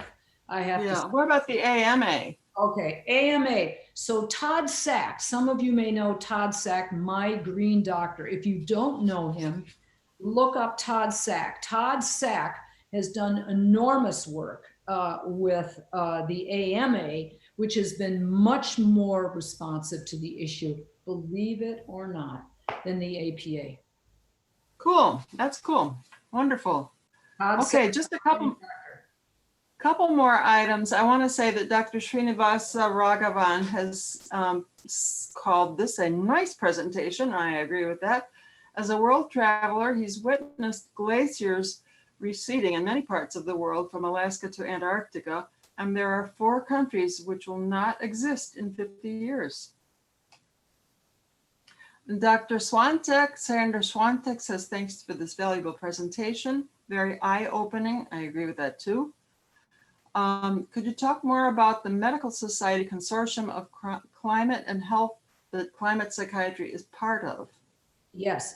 The Medical Society Consortium was started by a woman named Mona Safferty, who lives just a few blocks from me here in, actually in Maryland. And she's at George Mason University here in Northern Virginia. And she started the group and has brought in medical societies all across the nation. I think there are probably about 25 now. And it is, and others, anyone who wants to endorse their mission, I believe, becomes a part of the consortium. And it's a very useful place to exchange information. As it grows bigger, of course, it's more powerful. Somebody mentioned the impact of doctors and medical groups going in to talk to policymakers. And it's just, you know, it's a very, very powerful influence. And Medical Society Consortium has done an awful lot of work to enhance the standing of doctors as policymakers, in exchanging information and bringing in and teaching, training other doctors on climate and science. Wonderful. Climate science and health. This is so mind expanding. I'm going to read one more comment here from Dr. Ryan Finkenbein. Thank you for such a wonderful presentation. Other ways to become involved is to join organizations such as the Illinois Solar Energy Association, which advocates and lobbies for policy change and provides education. IllinoisSolar.org. There you go. Now, I want to make an announcement that we decided that at 8 o'clock, instead of shutting down completely, we can continue for either more Q&A or just chatting or what do you call it? Networking. We'll call it cocktail hour from 8 to 8:30. But for the moment, what we need to do is get on to our awards. So I would like to say that the first award goes to Dr. Mahmoud. He is my immediate predecessor as the immediate past president. He's a predecessor. And he has given me so much coaching and counseling and comfort. He's always been a clear-headed, knows how to help under any circumstances. In fact, I think you could probably go ahead and, well, never mind. But so Dr. Mahmoud is an international figure in telepsychiatry and in as a leader in so many different aspects of how we practice our profession. I'm not going to try to describe it all because I really don't know, but he's an awfully nice guy and very smart. And I think his international perspective really helps him be a better gentleman, more generous, and as well as, you know, a great psychiatrist. So, I don't know what the award is. I need It's help. the award on being a nice guy. I Yes, concur. it's the award of being a No, nice guy. it- The awesomeness I'm award. sorry, that seems so trivial. I mean, I don't know what the physical manifestation of it is, but blessing and peace to you, Thank Hosan. you. You're Thank the you. greatest. And now, I also want to introduce him as the presenter of the other awards. So go for it. Yeah. Thank you. Thank you so much. Yeah, so I will, I really have the privilege of presenting some awards tonight to some really amazing individuals, most of whom are psychiatrists and some who are not, but amazing individuals. Many of you I do know personally, and I might get cheesy and emotional, but forgive me, I haven't seen you in a long time. So I hope that gets me a break. So let's start with Member of the Year Award, which is an award that recognizes a member of the IPS who has contributed to the practice of psychiatry throughout the highest standards of patient care, education, community action, and advocacy. And I am completely not surprised to see Dr. McKenzie getting this award this year. I mean, we received a lot of praise, but I'm going to talk from my own experience and kind of ignore some of that praise. I met Dr. McKenzie about 12 years ago when I was training, and we used to think of him as like the cool psychiatrist that like you want to rotate with because you learn a lot, but you have a lot of fun with. And then I got to know that's an oxymoron. No, you managed to do both. And then I got to know him a bit more through IPS. Dr. McKenzie has always been available for IPS members, always been supportive. He's really opened his home to trainees and early career psychiatrists to get together and network and get mentorship. He has worked closely with our council to advocate for mental health for our members and for our patients, and has really testified in the Senate, has really led the organization through some very challenging years advocacy-wise.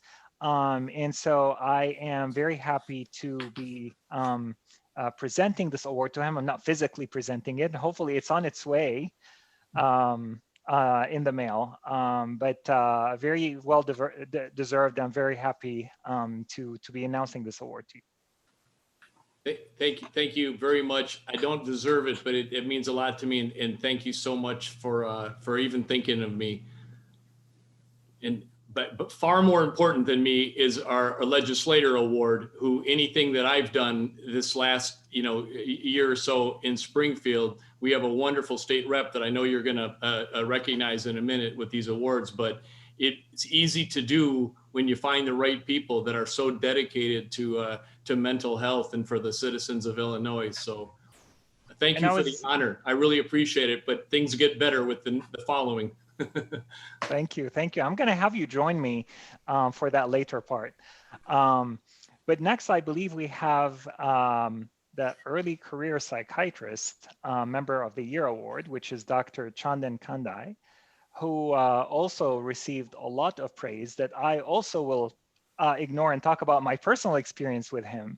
I am really constantly amazed by Dr. Kandai in so many different ways, in his advocacy for mental health, in his commitment to social and racial justice, in his perspectives during our conversations within the council or on different committees. He's really dedicated to IPS, to the council, to APA, and he is running for, Dr. Kandai, what are you running for? And how can people, trustee. Yes, and when can people expect to be voting for you? Voting for AP election starts January 3rd. Okay, duly noted. I'm very, very happy to announce this award. Very well deserved. And thank you for all the work that you do for us. Yay. Thank you all so much for having me.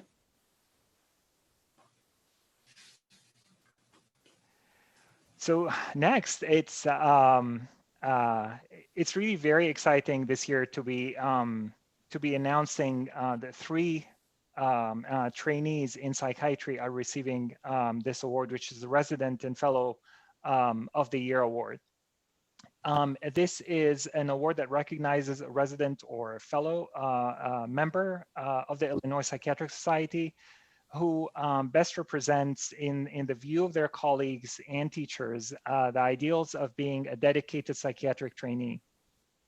And we have 3 amazing candidates. We'll start with Dr. Cujo.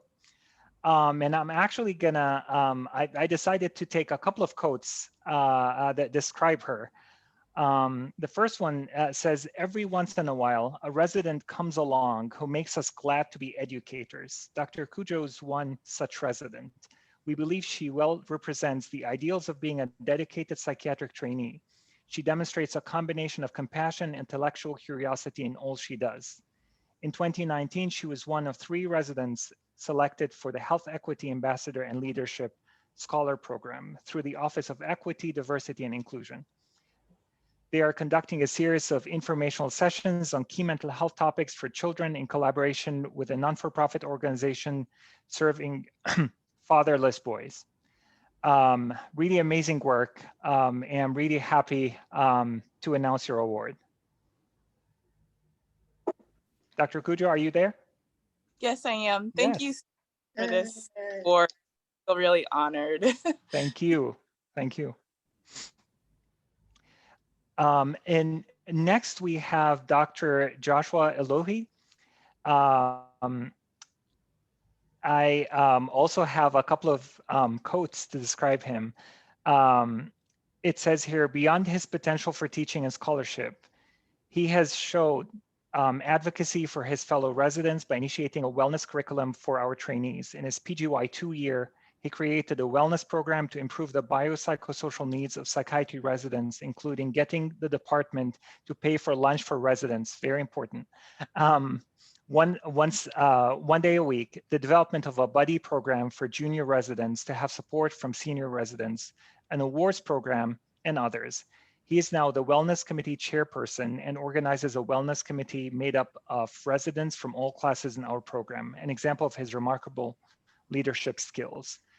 The issue of well-being and burnout is so important, and it's an issue that we talk a lot about, but I don't think we do enough about. So thank you for your work and your achievement, and I'm very happy to be announcing this award for you.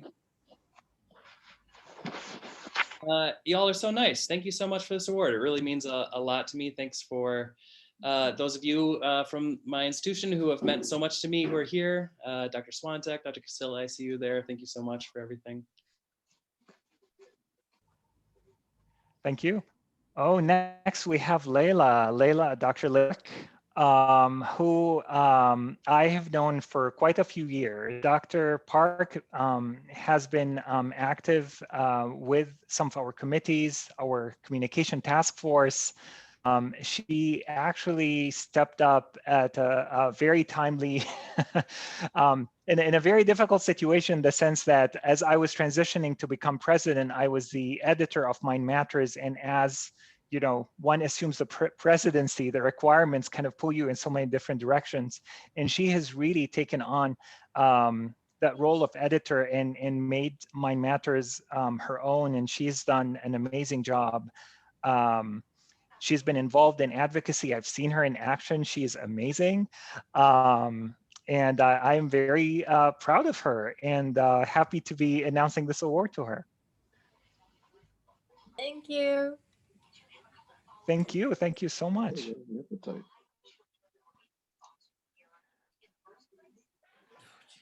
So next award is a community service award. Nominees should have demonstrated excellence in some type of community service. I'm not sure whether it has to be in 2018, but it does not have to be psychiatry related. It must be an IPS member. So there are actually 2 awards that go out to Dr. Joshua Nathan tonight. The first one is the Community Service Award. And the other award is the President's Award, because we were supposed to share that award with him during the annual meeting in March, but unfortunately we weren't able to. So there are 2 awards tonight. So, but the Community Service Award really is going out to Dr. Nathan for his amazing work on addressing physicians' well-being, mental health, stigma, and his work on leading the Physician Suicide Prevention Project. It's really amazing in what Dr. Nathan has been able to accomplish in 2 short years, in the sense that he has really an initiative to have the IDFPR change the questionnaire for asking about mental illness, because it was discriminatory in the sense that the wording of the language really mental illness, and really appeared to almost penalize patients that have struggled with illness or substance use in the past, even if it's in the past. And kind of after helping us really taking the lead on that and achieving that change, which is so important for our profession and for every physician in Illinois.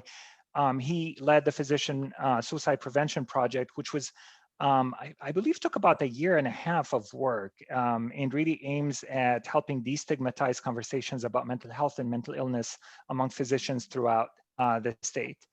On a personal note, Dr. Nathan was the president when I was president-elect, and I have learned so much from him, and I'm so grateful for the mentorship and for him being an amazing person. So thank you, Dr. Nathan. Yeah, I'm pretty sure that everything that was just said is mostly not true. But I was told to say something nice, so no, let's go with that. That was nice. No, I mean, you know, especially with all just things that, as I've said to many people, and I don't know how or why I get to do some of the things I do, but I'm grateful for it. And I just have to say, as I've said before, I'm really grateful for the Illinois Psychiatric Society. It really kind of, I think, was a shining light in my life when, you know, I just needed a voice and needed to figure out, you know, what the heck was going on in the world of psychiatry. And so it's always just felt really good to have that voice and be able to kind of give back and follow what I'm just passionate about. So just very nice to get this recognition. A little embarrassed by the horrible photo that I shared with everybody. Although if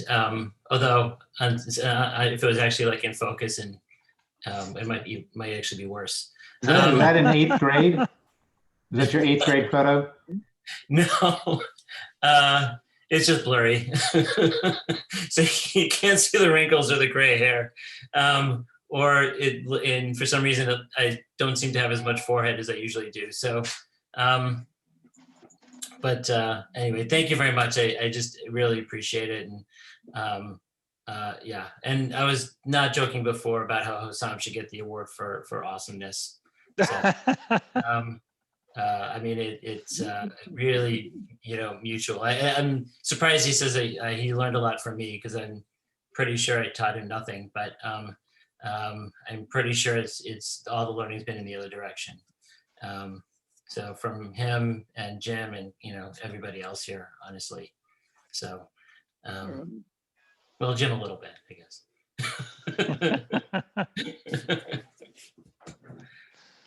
So thank you so much. I really appreciate it, guys. Thank you. Thank you. Next, we'll move on to Educator of the Year Award, which is given to a member who has demonstrated excellence in their capacity as a psychiatry educator.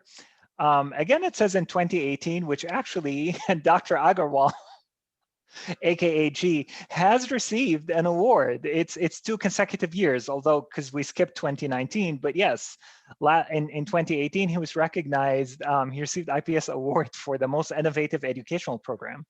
And remaining in this theme, he is receiving Educator of the Year award this year. I actually was in residency training with G. I think I was a year ahead of him. And even very early on as a psychiatrist, you could tell he had a passion for education, a passion to working with medical students. One thing that also stands out is his interest in physician well-being, which I'm really glad that we have a theme tonight of honoring people who have demonstrated interest in promoting physician well-being. He has also recently been recognized by Feinberg School of Medicine by becoming one of the youngest faculty members accepted into the Feinberg Academy of Medical Educators. G, are you with us?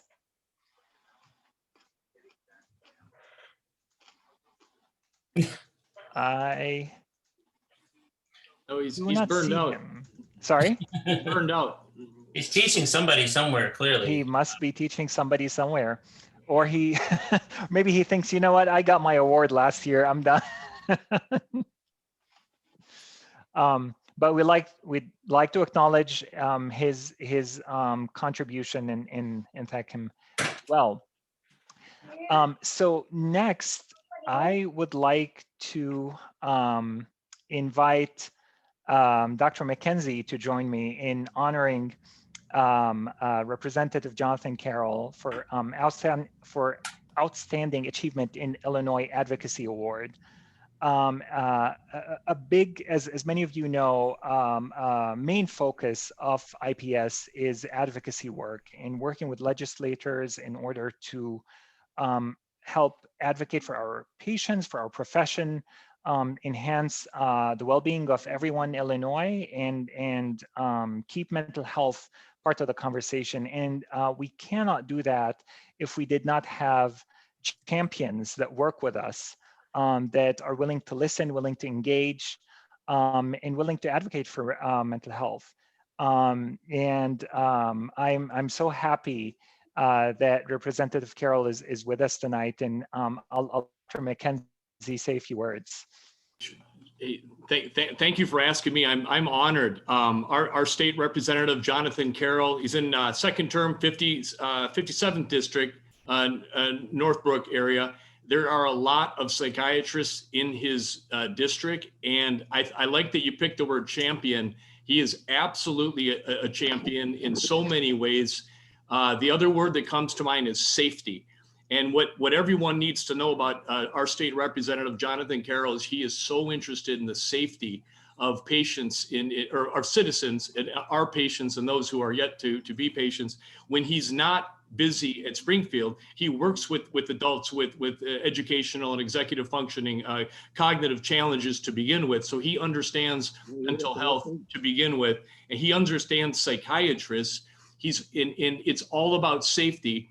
And I could go on for hours. His interests cross paths with me on so many ways in and out of psychiatry. You've also seen his bills on EpiPens when he was helping underserved families be able to afford epinephrine, which I carry one myself, so I know how much those cost, and I'm a doctor, and they're hard to afford. And before the pandemic, you probably saw our state representative on the local news. He was advocating to get rid of those terrible dungeon-esque restraint rooms all over Illinois. He was heavily involved in that as well. So extremely personable, kind, and he also helped sponsor, selfishly, I love it that he became a co-sponsor of the Collaborative Care Bill, amongst many other things. I'll be quiet because I want him to be able to get the award and get off the Zoom call, but I can't say enough good things. We should all be supporting him in everything that we do, and turn to him for his thoughts on mental health and what we all can be doing to really help navigate for Illinois in these challenging times. So I'm so glad he's getting this award, if you can't tell. Well, I don't know how I followed that up, and Jim and I are not related, so there's no quid pro here. And I say to Joshua, how are you? Good to see you. Marilyn, good to see you. I'm saying hi to all my constituents and friends, and I know I'm probably missing some people, but I wanted to say hello to everyone and truly honored to receive this award. And I think, as I've said in conversations, when you guys come down, I'm always happy to hang out in conversations that I've had on the floor with my colleagues. There's a major concern for me in this country, which is mental health is definitely scapegoated. Mental health is definitely is something that people like to use as a talking point. But then when it comes to properly funding it and offering the resources to those that need it, we don't see that happening. And the state of Illinois is as guilty of that as anywhere. We really don't prioritize mental health in a way that we have to. I think this pandemic has taught us that the mental health of people during this is as important as anything else. And people, again, aren't able to get the resources they have. So the hopes is when we can get back to legislating, that we continue to address those concerns. The chairperson of the Mental Health Committee, Deb Conroy's a great friend of mine, someone who has been a champion for you guys as well. Looking forward to working with her on some of these. But again, it's really just, it's enough talk about mental health. It's about time we start doing things and making services available and making sure that we have enough people in that field who can really be there and be assets for people. So it's truly an honor. And again, it's one of these things where as legislators, sometimes, we don't realize the impacts that we make on certain groups of people. And when there's groups of people like psychiatrists that I respect greatly, because I think that the work you guys do is so imperative, it just means the world. And I will properly display that again where people can see it. And hopefully we can go ahead and people will come enjoy it, because as of right now, it's like I'm looking forward to us getting back to a normal world. So again, thank you guys for everything that you've done. Thank you for everything you're doing. And again, if please reach out to me anytime. And again, it's truly an honor. So thank you guys. And I apologize for having to sign off. I actually have to go do some daddy homework duty. I've been getting the stare down, so I need to go do that. But thank you guys so much. Thank you so much. Thank you for this great honor. I really cannot thank you enough. Thank you. Thank you for joining us. Thank you. Really great.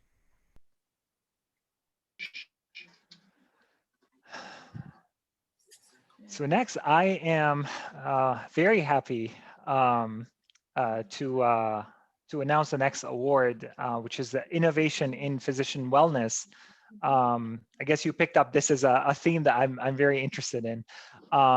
So it's the award goes to the Center for Wellbeing at UICOMP and to Dr. Ryan Finkenbein and Ms. Deborah Disney. Over several years, they have worked together to develop an innovative program dedicated to providing wellness services for medical professionals in downstate Illinois. They recently created Center for Wellbeing, which provides evidence-based education and psychotherapy services to reduce burnout and improve professional satisfaction for physicians, residents, and medical students. It's an amazing program, and thank you so much. And I'm very, very proud and happy to be able to share this or announce this award to you. Thank you, Mahmoud. Yeah, I like the theme as well. I was really impressed with what a lot of other people have done here, Dr. Nathan, Dr. Loge, Dr. Agrawal, and so I really do think that we're in a sea change of bringing more than just treatment for illness, but rather really advancing and optimizing people's lives. So I could say a lot about the Center for Wellbeing and what we've done downstate in Peoria, but I'm going to actually turn it over to Deb Disney, because my greatest contribution to this effort was to bring on the right person with a career of working in well-being and in education. So Deb, if you just want to say a few words, that would be great. Thank you. I really appreciate being here this evening and appreciate that Dr. Finkenbaum and Dr. Jay Klor insight many years ago to even had the concept of this center, and it's just been a great honor. And boy, certainly need a lot more work done in the field of well-being for physicians to take care of the people who take care of people. So thank you so much. Thank you both for your amazing work. And congratulations.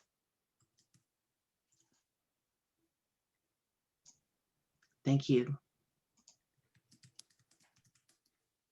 So I will take this slide as my cue to stop talking. Is that what it takes? I'm just sorry. I think that's what it is. Sorry, thank goodness it's that one.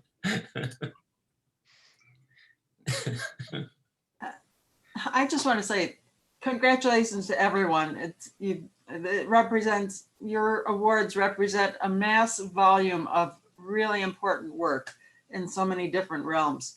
But I'll be quiet so we can have 30 seconds to read this slide. And don't forget, we can have happy hour from 8 to 8:30.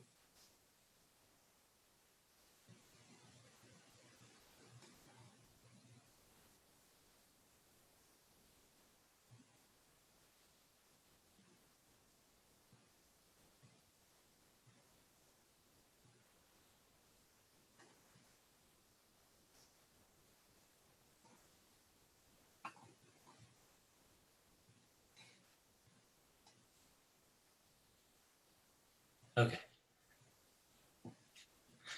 Great. Yay! Yay. The first virtual annual meeting. First virtual annual meeting. Dr. Scheer, fantastic job. Oh, thank you. Thanks, Susan. Great job. Oh, thanks everybody for being here. That's what made it happen. Yeah. And we need to thank Meryl and Kristen as well for working so hard on putting this virtual event, the very first virtual annual meeting, and having it go without a hiccup. Yeah, super, awesome. Super duper. Yesterday when we were discussing, we were like, okay, what if something goes wrong? And I said, you know what? We can blame anything on COVID. Anything. Don't worry. And nothing went wrong. So yay. Yeah. And I'm actually glad we gave Hussam something to do. He otherwise would have gotten out of emceeing an annual meeting. Hussam, where's my DJ? Oh my goodness. Oh. Next year we'll have a DJ. Next year. Yeah, and he was going to give us like a huge discount because I sent him an email saying we're a non-for-profit small organizations, and I think he was going to charge us, $300 or $400 for the whole evening. What, Jim doesn't DJ? Jim, you don't do that?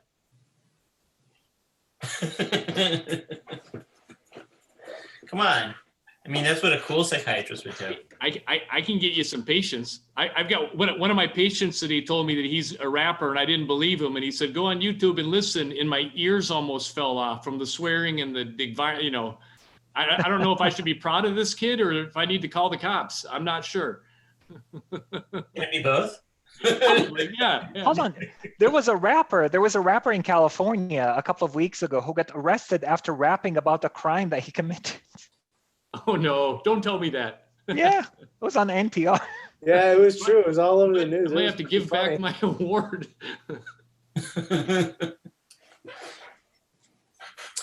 By the way, happy hour started a little bit earlier for me. There we go. Ooh. That was great that Rep Carroll could get on too. Yeah. I was so glad that he made it on. He had a fundraiser, like a little trivia, a trivial pursuit oriented, fundraiser event. When was that, Josh? A couple weeks ago, or? And they divided it into teams, and Josh, Nathan, and I got put on the same trivia team as the state rep's father. We were so nervous of screwing that up. He actually knew his stuff. I mean, everything except for how to use Zoom, but he knew everything.